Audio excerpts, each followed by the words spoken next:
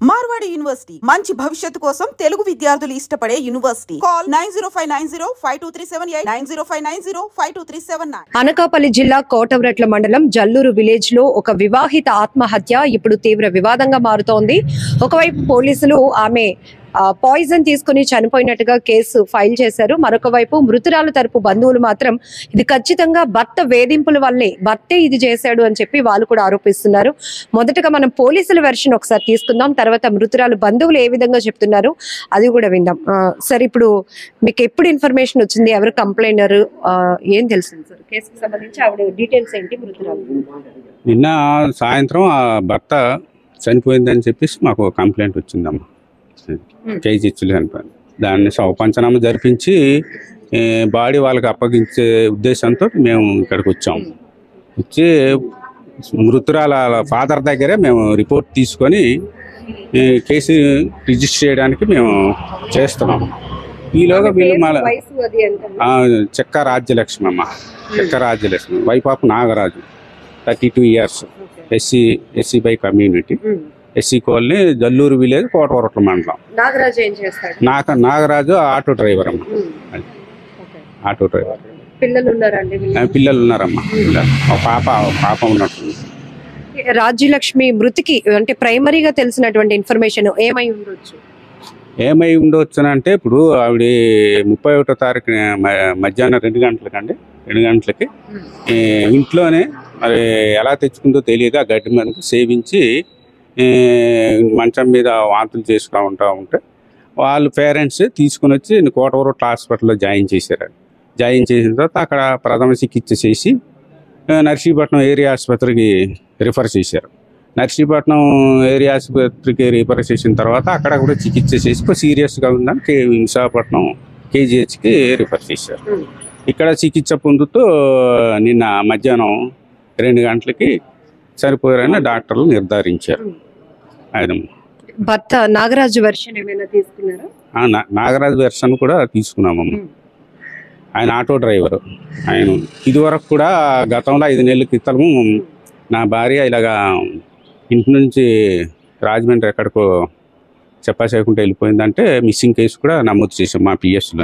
ఇది 5 నెలల క్రితం, సుమారు 5 నెలల క్రితం జరిగిందమ్మ అది ఆ కేసు. ప్రైమరీ దర్యాప్తులో ఇదే అప్పుల బాధ అని చెప్పేసి మా ఎంక్వైరీలో తెలియవచ్చిందమ్మా అక్కడ ఊర్లో, జల్లూరు గ్రామంలో. అంటే ప్రస్తుతానికి పోలీసులు ఇస్తున్నటువంటి ఇన్ఫర్మేషన్ ప్రకారం ఇది సూసైడ్ గానీ కేసు ఫైల్ చేశాము. కేవలం ఆ అప్పుల బాధ భరించలేక గతంలో కూడా ఆమె ఇంటి నుంచి వెళ్ళిపోవడం, అప్పుల వాళ్ళు వచ్చి ఇబ్బంది పెడుతూ ఉంటే అది దాన్ని ఎక్కువగా స్ట్రెస్ గా తీసుకొని ఇలా పరువు పోతోంది, పదే అప్పుల వాళ్ళు ఇంటికి వస్తున్నారు అనే బాధతో తను గతంలో కూడా ఇంటి నుంచి వెళ్ళిపోయింది. అప్పుడు కూడా మిస్సింగ్ కేసు ఫైల్ చేసాం 5 నెలల క్రితం.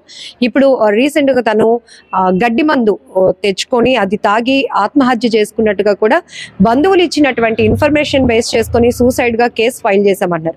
అయితే మృతురాలు రాజ్యలక్ష్మి తాలూకా బంధువులు ఉన్నారు, వాళ్ళు మాత్రం కేవలం భర్త వేధింపులే అంటున్నారు. అసలు ఏం జరిగిందో అడిగి తెలుసుకుందాం రండి. మీరేమవుతారమ్మా? నాన్నగారిని, వాళ్ళ ఫాదర్ని. నేను నర్సీపట్నం కొంతకాలం ఉన్నాను. రోజు తప్పించి రోజు ఫోన్ చేసి నాన్న అక్కడికి వెళ్ళి డబ్బులు తెమ్మంటున్నాడు, ఇక్కడికి వెళ్ళి డబ్బులు తెమ్మంటున్నాడు, డబ్బులు ఇవ్వట్లేదు అనేసి నన్ను ఏదిస్తున్నాడు. మరి నువ్వేమన్నా అడగగలను అంటే అమ్మాయి నేను వచ్చి అడుగుతుంటే ఇదిగా అంటున్నాడు. నేను అడగలేను అంటే ఆ బాధపడలేక నేను ఒక దగ్గర 20,000 అప్పు చేసి కూడా ఇచ్చాను. అలాగే మా వాళ్ళ దగ్గరికి వెళ్ళి మా మేనల్ని ఒక 20,000 అడిగింది. మళ్ళీ మా వాళ్ళ దగ్గర ఒక 20,000 మొన్న అడిగింది. అలాగే ఇవ్వలేదని వెళ్ళమండు, డబ్బులు తేవడం, ఏదించడం, ఇంట్లో పెట్టి కొట్టడం, ఇలా చేస్తుంటే నా మొన్న కూడా రీసెంట్గా 1 రోజుల కిందట చెప్పింది, నాన్న భయంగా ఉంది నాన్న. అయితే భయంగా ఉంటే వచ్చేయమ్మా అన్న వస్తానులే అన్నది. మరి మారు మాట్లేదు. పిల్లలు 2 మోపిల్లలు, చిన్నపిల్లలు. తర్వాత సోమవారం నాడు 7 గంటలకి పాయిజన్ తీసుకుంది. ఒకళ్ళకి 8 సంవత్సరాలు, ఒక 6. అయితే సోమవారం నాడు వీడియో కాల్లో మేము మాట్లాడుకున్నాం. మా ఎరకత్త మేము అందరం మాట్లాడి అమ్మ రేపు బుధవారం వస్తాము, కొద్దిగా అమౌంట్ మన అక్కడ ల్యాండ్ ఉంది కదా చూసుకుందాం అని మేము అనుకున్నాం. సోమవారం నైటు 7 గంటలు తాగిందట మందు. మాకు బుధవారం మంగళవారం నాడు 5 గంటలకి 4 గంటలు ఫోన్ చేసి చెప్పాడు. మా అంటే రాలగా మేము కూతురు మంత్ వేసింది అన్నాడు. వచ్చే వరకు ఇంకేం చెప్పలేదు. ఒత్తడికి మనకి 2 రోజుల తర్వాత చెప్పారు. తర్వాత మా వాళ్ళు అందరికీ మేమందరూ ఫోన్ చేసుకున్నాం. వాళ్ళు కూడా ఫోన్ చేయలేదు. అది మీరు ఏం న్యాయం చేస్తారు, నా కూతురు న్యాయం చేయండి. ఎందుకు ఈ అప్పులు? పెళ్లి చేశారు, పిల్లలు ఉన్నారు, ఇంకా మిమ్మల్ని అడిగి డబ్బులు తెమ్మండం ఇదంతా ఎందుకు? ఆయనకి పని చేయలేడండి, బండికి వెళ్ళలేడండి. వెళ్తాడు కానీ ఆ అమ్మాయిని వేసుకుని ఆటోలో వెళ్ళడం, వాళ్ళ తమ్ముడు ఉన్నాడు, ఆటోలో తిరగడం, మంతాడు. సాయంత్రం మధ్యాహ్నం 12 గంటలకు ఇంటికి వెళ్ళిపోవడం, వాడు కూడా మళ్ళీ సాయంత్రం మళ్ళీ వెళ్ళిపోవడం. ఇదే పరిస్థితి. ఇంకిద్దరితోటి ఆ రోలుగుంట అమ్మాయితో తిరుగుతాడు. తర్వాత ఊర్లో ఒక అమ్మాయి ఉంది, వాళ్ళ మేనగోళ్ళ, ఆవిడతో తిరుగుతుంటాడు. దీన్ని ఏమనంటే మా 2 సార్లు అన్నాడు, సరైన కూతురునిచ్చారు అమ్మడుగా, సరైన కూతురునిచ్చావు అని చెప్పేసి నాకు చేసుకోవడం కూడా జరిగింది. నేను వాళ్ళ అమ్మగారు. మాకు జరిగింది సోమవారం అమ్మాయికి తెచ్చారు ఇక్కడికి, నైట్ 1 గంటకి దేనికో తెచ్చారు అమ్మాయి, ఇక్కడ హాస్పిటల్ తెచ్చారు. మాకైతే ఇన్ఫార్మ్ ఏమీ చేయలేదు. సోమవారమే తాగారు. సోమవారం తాగితే మాకు సోమవారం ఇన్ఫార్మ్ చేయలేదు. మాకు మరుసటి రోజు మంగళవారం సాయంత్రం 4 గంటలకి నేను ఫోన్ చేస్తే, అబ్బాయి ఫోన్ చేస్తే నేను లిఫ్ట్ చేశాను. ఏంటి రాజు ఏంటి అని అడిగితే, మీకు చెప్పవలసిన పని లేదండి, మా మామగారికి చెప్పాలి అని. ఏంటైంది, ఏమైంది అని నేను అడిగి, నేను వాళ్ళ అమ్మగారిని అత్త అవుతాను. మీకు సంబంధం లేదండి, తనకి చెప్తాను, మా మామయ్యకి లెగిస్తే నాకు చెప్పండి అన్నారు. అంటే తను లేచారు. సాయంత్రం 4 గంటలకి నేను ఇలాగా రాజు ఫోన్ చేశాడు, లిస్ట్ ఏమో మాట్లాడానంటే ఈయన ఫోన్ చేసి, రాజీకి నిన్న నైట్ హాస్పిటల్ అడ్మిట్ చేసాం, పురుగుల మందు తాగేసింది అనేసి అని చెప్పాడు. అంటే ఏమి ఇంత లేటు చెప్తున్నావు అని అంటే, ఏంటైంది ఏంటంటే, మీరు హాస్పిటల్కి వస్తే మీకు అసలేంది చెప్తాను, అంతవరకు అయితే మేము చెప్పం అని. ఏముంటా మరి, మాకైతే అది కూడా మాకు చెప్పలేదమ్మా. కానీ అబ్బాయికి మాత్రం వేరే ఎఫ్ఐఆర్ మాత్రం ఉంది, ఇంటికి వచ్చి వెళ్తుందట అమ్మాయి.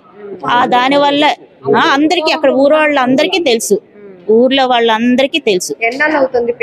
పెళ్ళయి మరి ఇప్పుడు 10 years అవుతుంది. 10 years అవుతుంది. డబ్బులు ప్రతి వాళ్ళకి కూడా అడగడమే, ప్రతి వాళ్ళకి మీ వాళ్ళు తీసుకురా, మీ వాళ్ళు డబ్బులు తీసుకురా.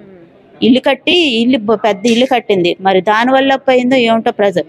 ఇప్పుడు డోక్రా కోసం డబ్బులు వాళ్ళు వస్తున్నారు, వాళ్ళు వచ్చినప్పుడు ఏం చేయాలి, ఇద్దరికి బాధ్యత పడి ఇది అవ్వాలి. నాకు సంబంధం లేదు వాళ్ళేనంటే అది ఎంతవరకు కరెక్టో చెప్పండి ఒకసారి. అలాంటప్పుడు ఎందుకు పెళ్లి చేసుకోవాలి చెప్పండి. ఇద్దరు బాధ్యత పడాలి, అప్పు అనేక ఇద్దరు బాధ్యత పడాలి. అది కేవలం ఈ అప్పుల బాధ, భర్త అప్పుల బాధ కూడా కాదు, అప్పుల వల్ల కాదు. ఆ అమ్మాయి వేరే ఎఫ్ఐఆర్ ఉండడం వల్ల ఈ అమ్మాయి హెరాస్మెంట్ చేశాడు. అమ్మాయిని ఏదో విధంగా అమ్మాయికి చంపేశాడు. మీరేమవుతారండి? అమ్మగారు నేను పెద్దమ్మనండి. అయితే అప్పులు బాధ అని వాళ్ళు కాపాడుకోవడం కోసం, కేసు తేలు తీసుకోవడం కోసం చెప్తారు. కానీ అది మాత్రం నిజం కాదండి, అది వాస్తవం కాదు, అది నిజం కాదు. భర్త పెట్టిన టార్చర్ పెట్టి ఆ రోజు కూడా కొట్టాడంటండి. అయితే అతను అమ్మాయిలతో తిరగడము, అతను జల్జాగా 4-5 కుర్రోళ్ళు ఎంటేసుకొని తిరగడము, అప్పులు చేసుకొని పిల్లలు చేతికిస్తే రూపాయలు జల్జా చేసుకొని తిరగడము ఊరు మొత్తం తెలుసండి. మేమైతే అబద్ధం మా దేవుడి సాక్షిగా చెప్తానమ్మా, మేము అబద్ధం అయితే ఆడమమ్మ, అబద్ధం ఆడే అవసరం కూడా లేకనేదండి. నేను హాస్పిటల్లో ఈ అమ్మాయికి నేను తెల్లవారు వచ్చాను, చూసేటప్పటికి నాతో మాట్లాడింది, చాలాసేపు మాట్లాడింది. నిన్న మాట్లాడితే ఏదో చెప్పబోతుంది, నాకు చెప్పబోతూ ఉంటే ఆపేశాడు.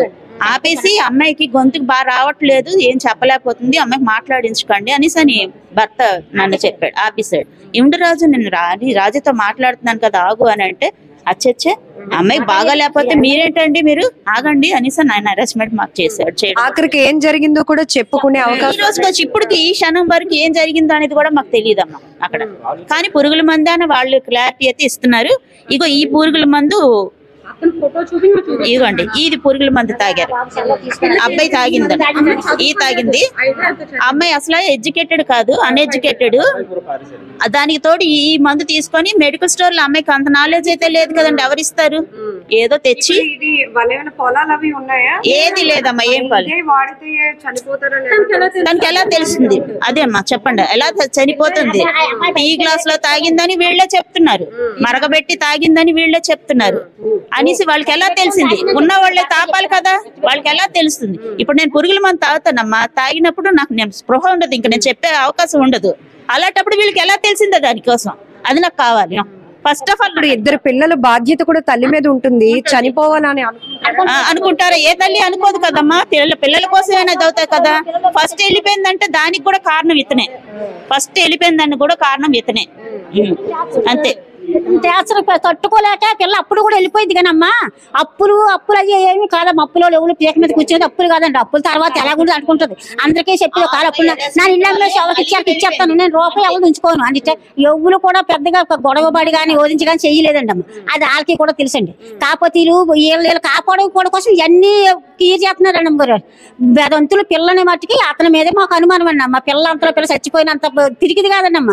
చిన్నప్పటి నుంచి కూడా చాలా ధైర్యమైన పిల్లండి. పిల్ల చాలా ధైర్యం అమ్మ. పిల్లతో చచ్చిపోయినంత పిరికిది కాదండి. కొడుకులంటే పంచి పేదలు పిచ్చి పేరు. పిల్లంటే ఏ తల్లికమ్మ ప్రేమ ఉండదు. పిల్లల్లోకి చచ్చిపోవాలని ఏ తల్లి అనుకుంటారు. కొన్ని పిల్లలు లేకపోతే పిల్లలు లేరు, కొన్ని నానే కదా అనేసి చచ్చిపోవచ్చు. వాళ్ళ కేసులు తేడా తీసుకోవడానికి వాళ్ళు కాపాడుకోవడం కోసం ఇవన్నీ దుద్దుతున్నారు కదమ్మా. ఇవన్నీ నిజం కాదండి. భర్త టార్చర్ పెట్టుకోలేక అతనే కొట్టేసి అతనే మందు పట్టాడండి. పిల్లకి అతనే పట్టాడు మందు. గొడవ అయిందంట, పిల్లడు కొట్టాడట. కొట్టిన తర్వాత పిల్ల చూస్తే ఇలాగ ఉంటదండి అమ్మ. అమ్మ ఇలాగ ఉంటది, ఎలాగో దెబ్బ కొడితే పడిపోద్ది పిల్ల. అలాంటప్పుడు అతనే పట్టేవచ్చు. మరి మాకు తర్వాత మేము ఇక్కడ వైజాగ్ ఉన్నాము, మధురవాడ మేము ఉన్నాము. పిల్ల పోని అతను పట్టాడు, అతను తాగిందో హాస్పిటల్ తీసుకొచ్చారమ్మ. మరి మాకు కబురు చెప్పాలి కదండి అమ్మ. అసలు చచ్చిపోయిన వారికి చచ్చిపోయినా కూడా మాకు చెప్పలేదండి అమ్మ. మాకు చచ్చిపోయినా కూడా మాకు కబురు చెప్పలేదండి. మరి అక్కడ ఎలాగ ఉంటదమ్మా. మాకు పిల్లకి న్యాయం చెయ్యాలమ్మా. మీరు ఏడు చెప్తారో తెలియదు. ఇద్దరు పిల్లలు పిల్లలు చూస్తారండి అమ్మ. ఇద్దరు బిడ్డలు ఈ బాబు ఇప్పుడే ముండలతో 2-3 ముండలతో తిరుగుతుంటాడు. పిల్లలు లచ్చలు పరిచిస్తే చక్క జల్జా చేసుకొని తిరుగుతారు. పిల్లలు చూస్తారు. మా పిల్లల మాట ఏంటి? ఆ పిల్లలకు న్యాయం జరగాల, నాకు చచ్చిపోయిన కూతురికి న్యాయం జరగాల. మీరు ఏం చేస్తారో అమ్మ. మాకు న్యాయం చెయ్యండి అమ్మ. మాకు న్యాయం జరిగినట్టు చెయ్యండి అమ్మ. మా పిల్లలు ఆర్థిక చెయ్యండి అమ్మ. ఇది బట్టి అప్పులు బాధ అయితే కాదమ్మా. దేవుడు సాక్షిగా చెప్తాను. వాళ్ళు కేసు తేడా తీసుకోవడానికి అలాగే వాళ్ళకి అన్ని తెలుసమ్మా. వాళ్ళకి ఎలా చేసి కాపాడుకోవాలి వాళ్ళకి అన్ని తెలుసమ్మా. వాళ్ళకి ఆ తెలిసిన ప్రకారంగా వాళ్ళు చెప్తారు. కానీ ఇది మట్టికి ఆ చెప్పిన రిపోర్ట్లు బట్టి కరెక్ట్ కాదమ్మా. ఆ చెప్పింది కరెక్ట్ కాదు. ఇది భర్త టార్చర్ తట్టుకోలేక పిల్ల తాగేసిన అతను పెట్టిన ఆ టార్చర్ అప్పుడు పోయిందంటే అప్పుడు కూడా ఇతని వల్ల టార్చర్తో పోయిందమ్మా. మళ్ళీ పిల్లల వల్ల పిల్లలు గుర్తొచ్చి మళ్ళీ ఇంటికి బారి వచ్చేసిందమ్మా. 31 ఏళ్ల వివాహిత రాజీ మృతికి అంటే తను గడ్డి మందు తాగి ఆత్మహత్య చేసుకున్నట్టుగా ప్రస్తుతానికైతే కేసు నమోదు చేశామని కోటవరట్ల మండలం పోలీసులు చెప్తున్నారు. మరొక వైపు మృతురాలు బంధువులు తల్లిదండ్రులు మాట్లాడుతున్నారు కన్నీళ్లు పెట్టుకొని.